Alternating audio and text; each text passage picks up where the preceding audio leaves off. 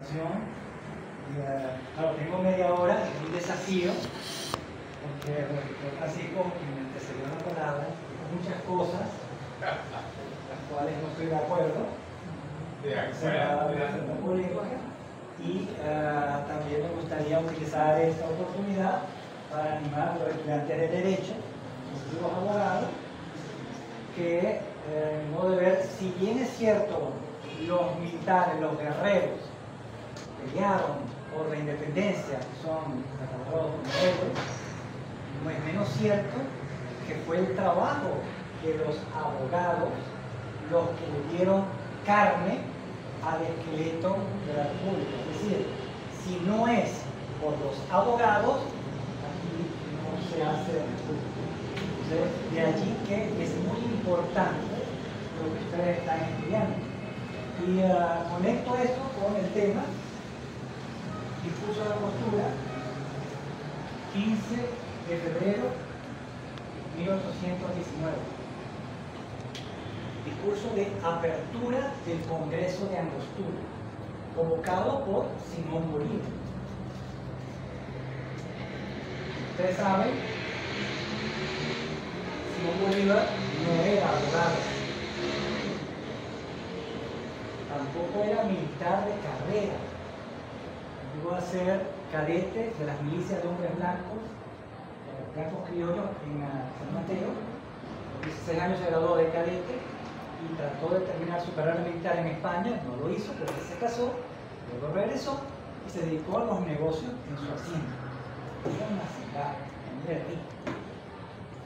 Luego, con los acontecimientos de 1810, consecuencia directa de la invasión napoleónica a España, porque yo sostengo la tesis de que si Napoleón no hubiese invadido España y hubiese secuestrado al rey, aquí no pasa mucho. ¿Okay? Aquí pasa lo que pasa porque ¿dónde está el rey? Se va el gato, los ratones hacen fiesta. ¿Okay? Y digo esto porque lo que existía, es cierto, no era una república, pero sí era un Estado de Derecho, era una monarquía, pero como dije en su oportunidad, y yo lo repito otra vez, era una monarquía, yo sostengo, federal, de repúblicas urbanas. Qué difícil. ¿Por qué? Porque sí, hay un rey, es la última palabra, pero un rey que es rey de reinos diferentes. No es un rey de una sola cosa en una España, ¿no? Esta cosa que tenemos en España está organizada en diferentes reinos. Está el reino de Valencia, en la península. Está el reino de Chile, al sur del continente. Está el reino de Nueva España, lo que es México. Y en cada uno de esos reinos el rey es el mismo. Pero eso tiene importancia. Sí, tiene importancia. Cada reino tiene su manera de hacer las cosas, tiene sus leyes, tiene su estado de derecho, tiene sus costumbres. Y la otra cosa interesante es que estos reinos normalmente son ciudades organizadas como un cabildo. De hecho, aquí pasa lo que pasa porque hay una ciudad, Caracas, el cabildo del ayuntamiento, el consejo municipal, el barrio concejal. En esa época se llamaba cabildo y los que participaban ahí eran representantes de la gente del pueblo, que vivían en la localidad con ciertas características. Y esas son las personas que van a hacer el pronunciamiento en 1810, porque ¿dónde está el rey? No hay rey. Entonces, hay que resolver eso. Una forma de resolverlo es la decisión de hacer una junta de gobierno provisional en el Cabildo, en el Consejo Municipal, con los representantes de Caracas. Pero ellos son más ambiciosos, porque dicen, vamos a llamar a las otras ciudades, vamos a llamar a Cumaná, vamos a llamar a Maracaibo, vamos a llamar a Guayana, y cuando digo Guayana, digo la ciudad de Guayana, que es esta, que se llamaba Santo Tomás de la Nueva Guayana, en Angostura del Orinoco, pero que por simplicidad le llaman angostura, o también le dicen Guayana, porque hay una costumbre nuestra, y todavía persiste, de asociar la ciudad con el reino, o también con la provincia. Es decir, cuando yo tengo una ciudad, la ciudad automáticamente me genera una provincia, porque la provincia es el territorio alrededor de la ciudad que está por vencer o se va a gobernar desde la ciudad. Por eso, esta monarquía se sostiene en la ciudad, que son repúblicas locales, porque hay un cabildo por representación local. Así usted tiene Caracas y la provincia de Caracas, que también se le llama Venezuela. A la provincia de Caracas también se le llama provincia de Venezuela, porque viene del nombre del lago de donde estaban los palafitos, los famosos palafitos de los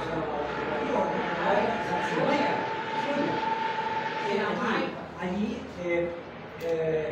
Alonso de Ojeda encontró las casas encima del agua y dijo, esto es Venecia, porque Venecia es una ciudad encima del agua, y digo, esto es Venecia, vamos a llamarla Venezuela, pequeña Venecia, en la costa de lo que es el sur. Pero eso, entonces, por asociación se conoce como provincia de Venezuela, que es lo que sería hoy en día la parte centro-occidental. Porque también está Cumaná, que es una ciudad con su provincia, la provincia de Cumaná, que no es parte de la provincia de Caracas, que es otra provincia. También está Margarita, que es otra provincia, y también está Guayana, que es otra provincia. En 1810, Caracas, alegando que también es sede de la Capitanía General, convoca al Cabildo de Caracas e invita a las otras provincias de la Capitanía a reunirse y formar la intento de república llamado Estados Unidos de Venezuela, así va a ser escrito en la independencia del 5 de julio de 1811.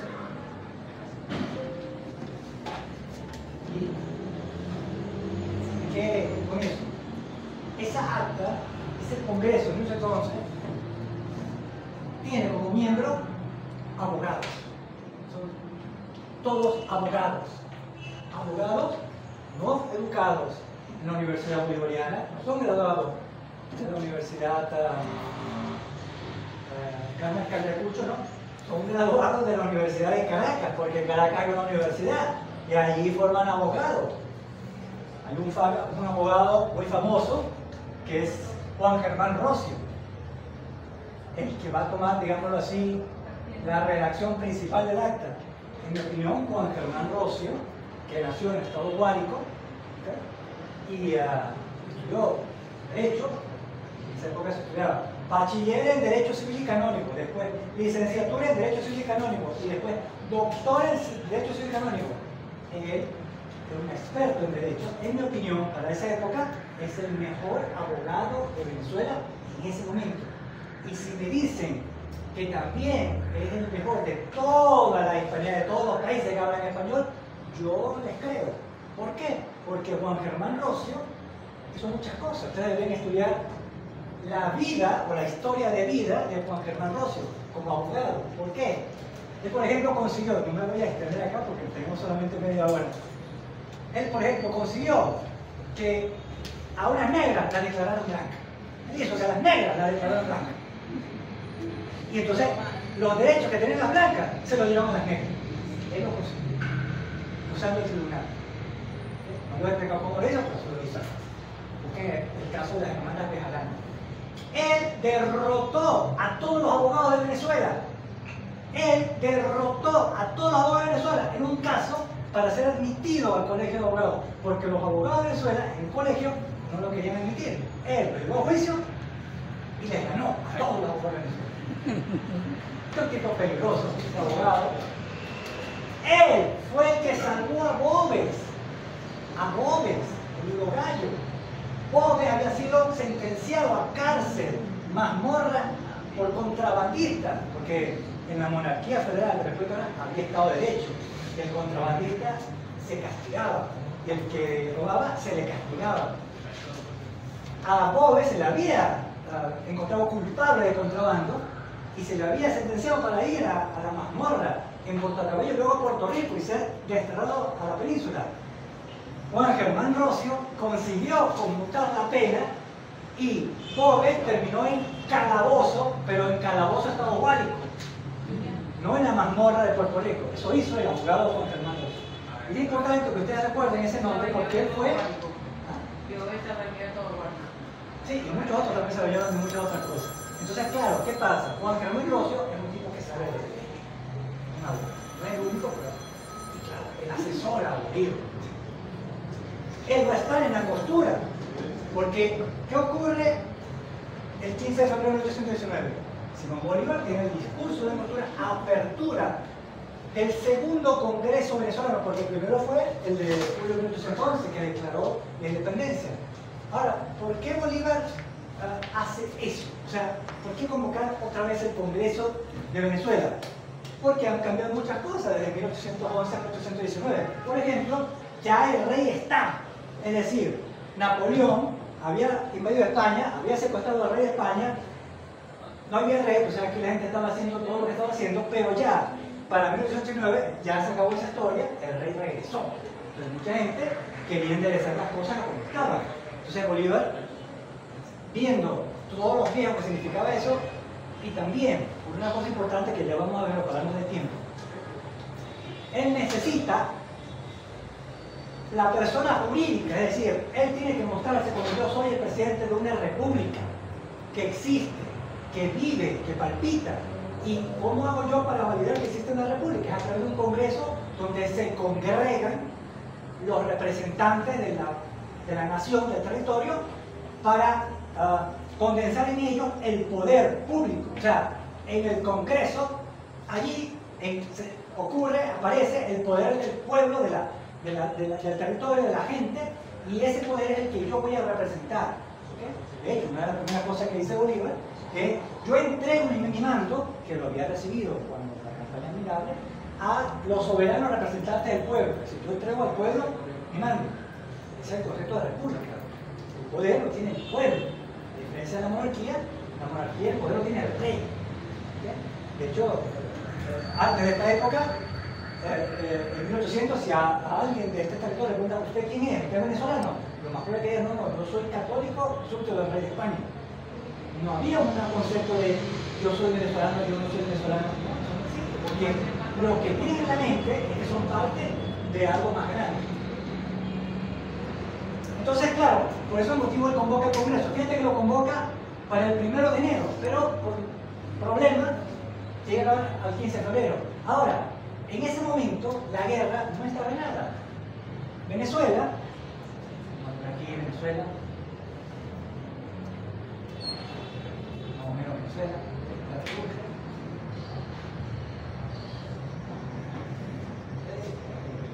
Más o menos, está Caracas.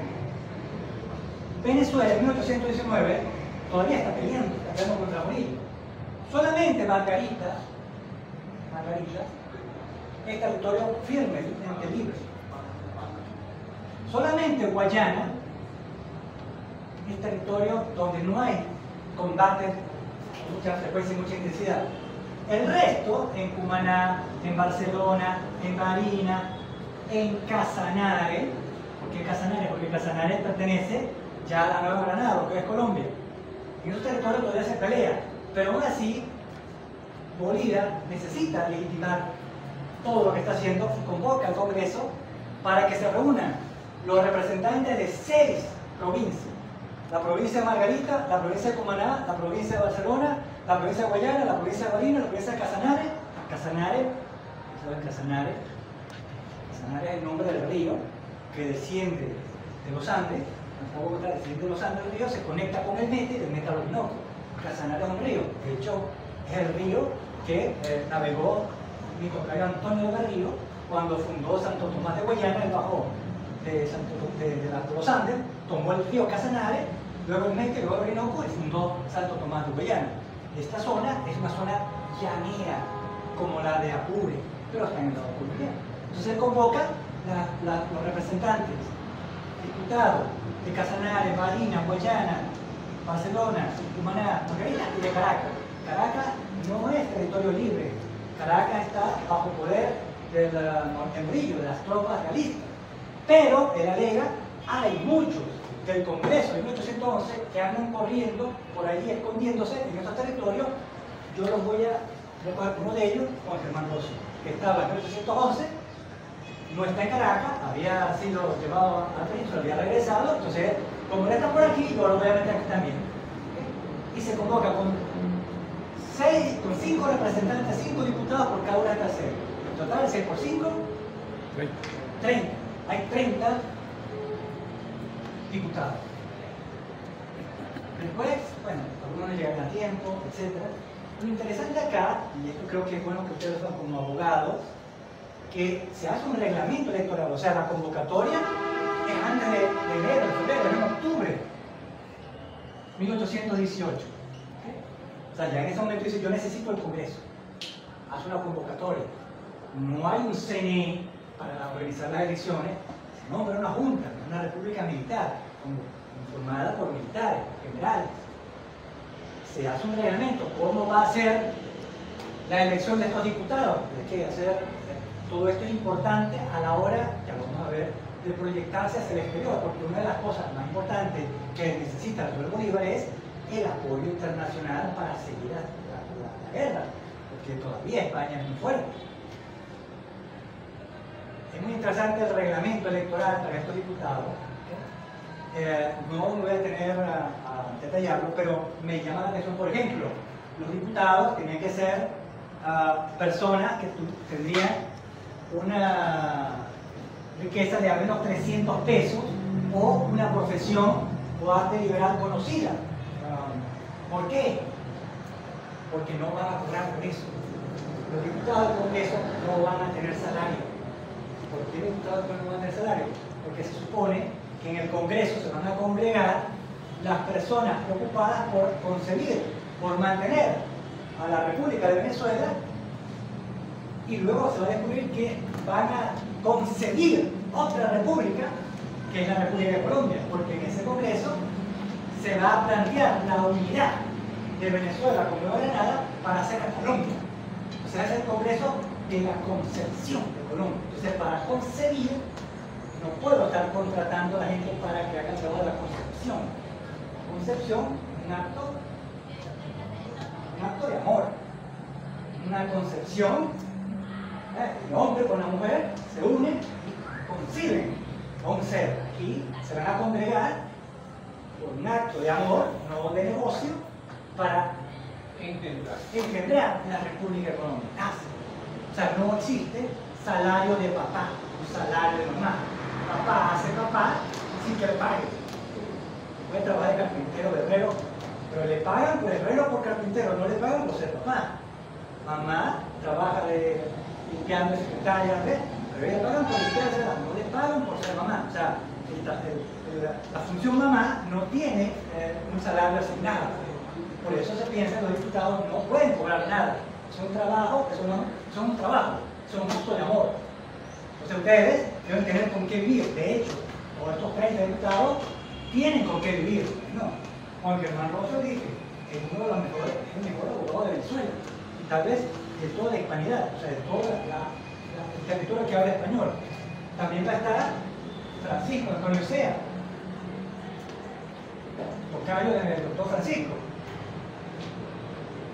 ¿Quién es Francisco Antonio Sea? Francisco Antonio Sea es un neogranadino, porque claro, si este Congreso se va a congregar para concebir a Colombia, bueno, a ver venezolano, tiene que haber algún neogranadino, sí, hay un neogranadino, es Francisco Antonio Sea. De hecho, creo que todavía existe la escuela Sea, en el toque histórico. Es un neogranadino de Antioquia. Antioquia es un territorio ocupado por los realistas, o sea, no es libre.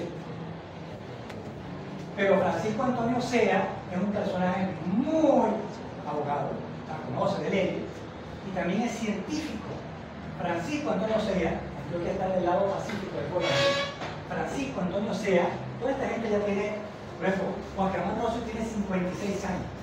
Bolívar parece que tiene 36, 35. Francisco Antonio Sea tiene 53. O sea, es gente que ya tiene un recorrido. De hecho, para ser diputado del Congreso tiene que ser mayor de 25. Y tener, como dije, al menos una renta de 300 pesos. tenemos que son 300 pesos. Por ejemplo, usted conoce la casa del Congreso de Angostura. Bueno, en esa época esa casa vale 300 pesos. O sea, alguien que tenga 300 pesos es alguien que tiene una casa como esa. O varias casas como esa. Claro, Francisco Antonio Sea es un científico, de hecho. Va a ser miembro de la expedición botánica de José Celestino Mutis. Se llama la expedición botánica. ¿Qué es eso? La expedición botánica fue un proyecto de investigación de la monarquía federal que acabo de nombrar, del siglo XVIII, en Nueva Granada, en Bogotá, para catalogar, estudiar, descubrir y clasificar todas las plantas, todos los animales que hay, porque es un territorio rico en diversidad biológica. Entonces, la monarquía pagó un proyecto de investigación para clasificar todo. Y de ese trabajo, Francisco Antonio Sea hizo una contribución de tal magnitud que la planta que ustedes conocen, que se la comen todos los días, ¿qué es lo que comen todos los días? ¿Qué comen todos los días? Arepa. ¿De qué planta era la arepa? Maíz. Del maíz. El maíz es una planta, una gramínea estudiada por Sea y cuyo nombre científico es Sea maíz. Sea maíz. Así como el hombre tiene nombre científico, Homo sapiens, el maíz, nombre científico reconocido universalmente es Sea maíz. Es decir, Sea es el nombre a un género de planta, al maíz y todos los países. Entonces, es un tipo científico, pero es tan científico que llegó a ser el director del Jardín Botánico del Rey en Madrid. Llevó plantas y especímenes hasta la península y en Madrid lo nombraron director del Jardín Botánico. Imagínense ustedes lo que significaría ese Jardín Botánico, que debería tener plantas, animales, insectos de todos los países que hablan español.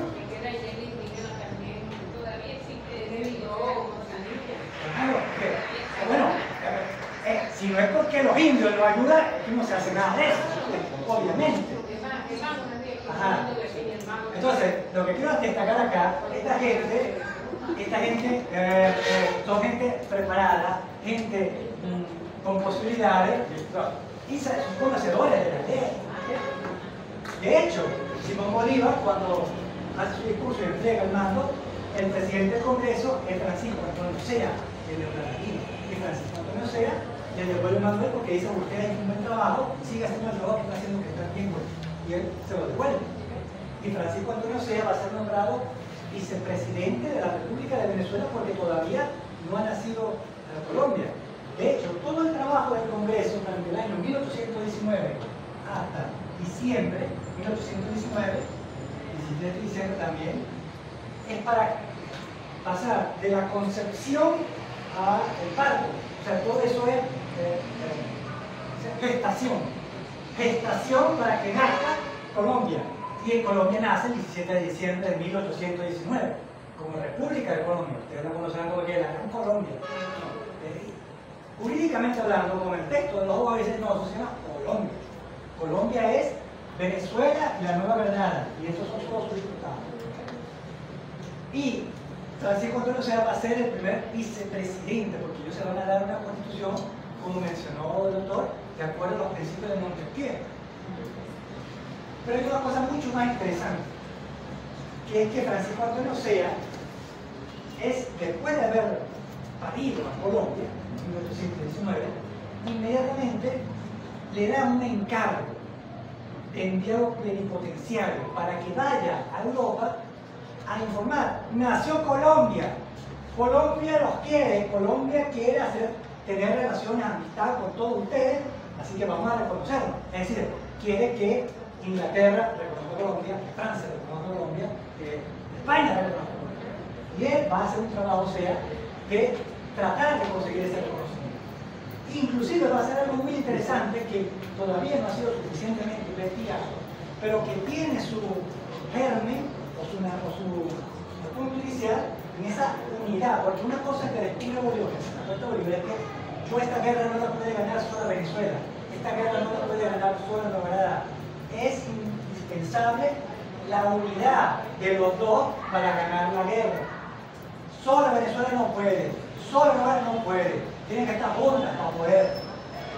Y él va a tratar, de hecho, lo consigue en esa orientación, que nazca Colombia como unidad de Venezuela con Nueva Granada. Y SEA va a llevar la unidad un paso más allá, porque va a decir, no es suficiente que se unan Venezuela con Nueva Granada, es necesario que se unan todos los países que hablan español.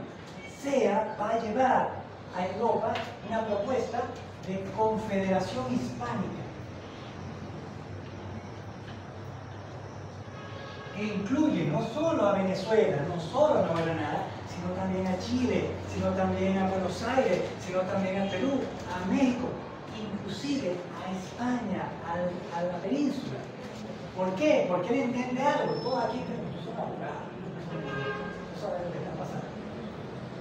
Ellos saben que solas no tienen fuerza, no son suficientemente potentes. Juntas sí lo son. Por eso es indispensable buscar que esto nazca con una potencia indiscutible, porque si no va a pasar lo que ha pasado. Cuando se rompa, los fuertes se comen a los pequeños débiles, al grande como al chico. Por eso, después que se rompe, entonces los fuertes como Inglaterra, como Francia, como Alemania, como Rusia, hoy también China, son grandes y fuertes, se comen a los chiquitos, porque los chiquitos, por más que pataleen, no tienen fuerza para medirse con los grandes. Entonces, para poder medirse con los grandes, es necesario ser grande y fuerte. Y de hecho, SEA lo entiende y por eso lleva una propuesta de confederación que después se va a traducir en un congreso de Panamá, que después se va a tener una iniciativa que no va a llevar un buen efecto, no va a llegar a un buen efecto. ¿Cuánto tiempo me queda, profesor? Pero ahora, hay otra cosa fundamental. ¿Conmigo me queda? Bueno, voy a seguir más hagan al resto todavía. Hay una cosa fundamental que si usted lee la... Hay algo, vamos a mucho tiempo. A ver, necesito, ¿quién quiere leer un párrafo de la cosa? ¿Quién no quiere leer? Un párrafo. Usted, por favor, léame de aquí. Es un párrafo.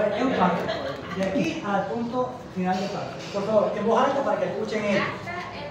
Hasta el punto final del párrafo, pero en voz alta, si quieren se levanta, en voz alta para que escuchen ellos. Desde la segunda época de la República, nuestro ejército carecía de elementos militares.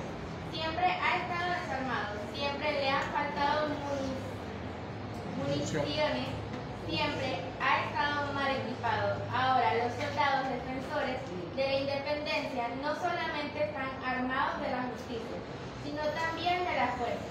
Nuestras tropas pueden medirse con las más selectas de Europa, ya que no hay desigualdad en los medios destructores. Tan graves ventajas las debemos a la igualdad sin límites de algunos generosos extranjeros que han visto gemir la humanidad y la sucumbir la causa de la razón. Y no la han visto tranquilos espectadores, sino que han volado con sus protectores auxilios y han prestado a la República cuanto ella necesitaba para hacer triunfar sus principios filantrópicos. Estos amigos de la humanidad son los genios custodios de América, y a ellos somos deudores de un eterno reconocimiento, como igualmente de un cumplimiento religioso a las sagradas obligaciones que con ellos hemos concluido. La deuda nacional, legisladores, es el depósito de la fe, del honor y la gratitud de Venezuela, respetando como la arca santa que encierra no tanto los derechos de nuestro bien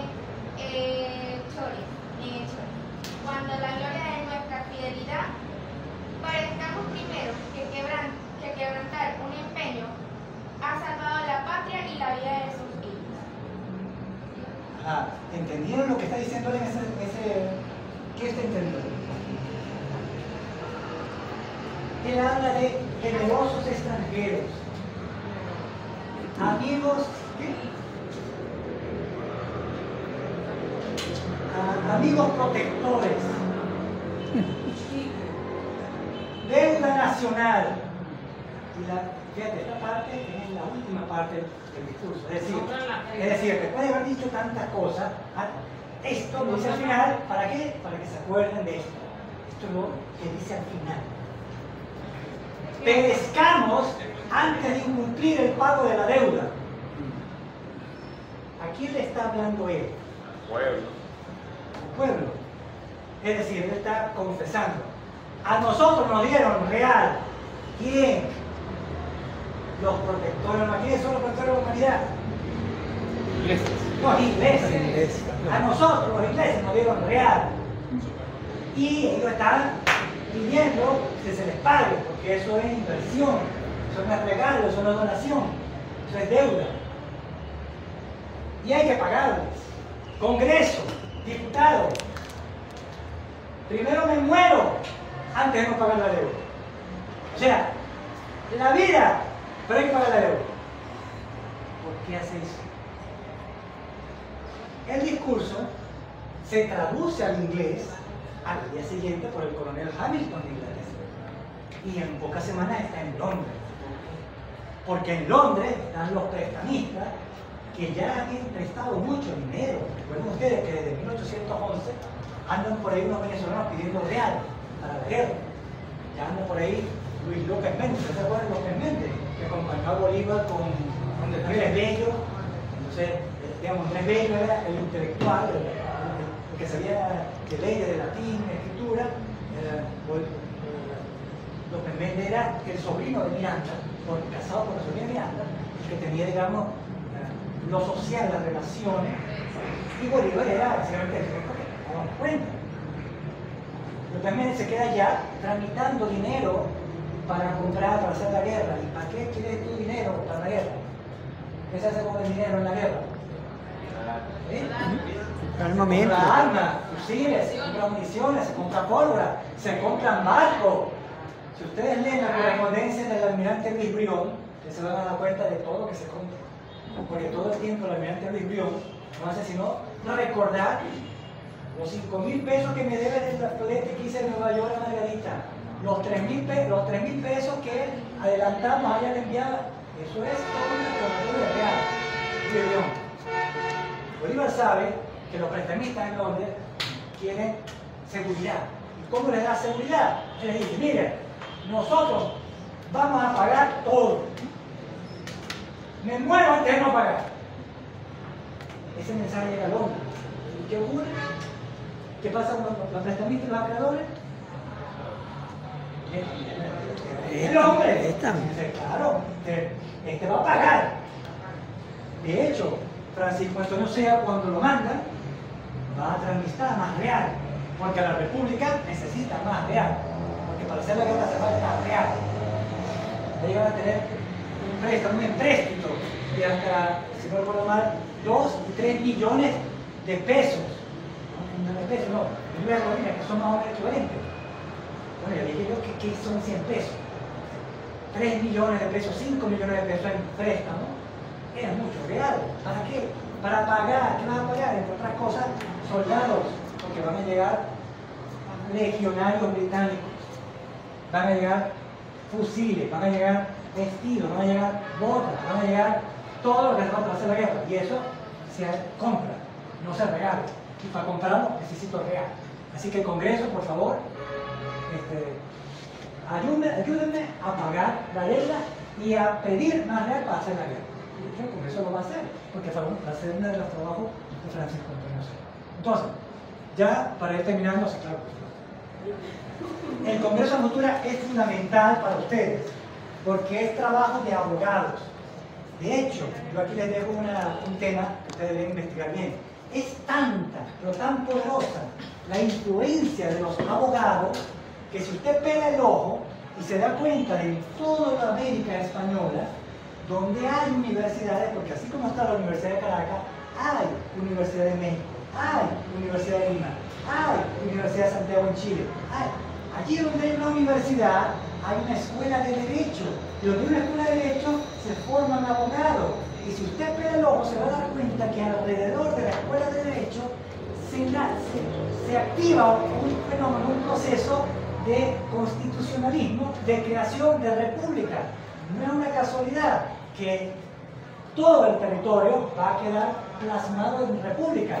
República de Chile, República de Perú, República de Colombia, República de Guatemala. En Guatemala, la Universidad de San Carlos de Guatemala, con más de 340 años de historia, graduando abogado, va a ser una escuela de derecho que va a producir un fenómeno de nacimiento, concepción, gestación y un parto de república. Entonces, los abogados, si bien es cierto, los militares son héroes del combate, en mi opinión, los abogados son, digamos, los pilares de todas las repúblicas.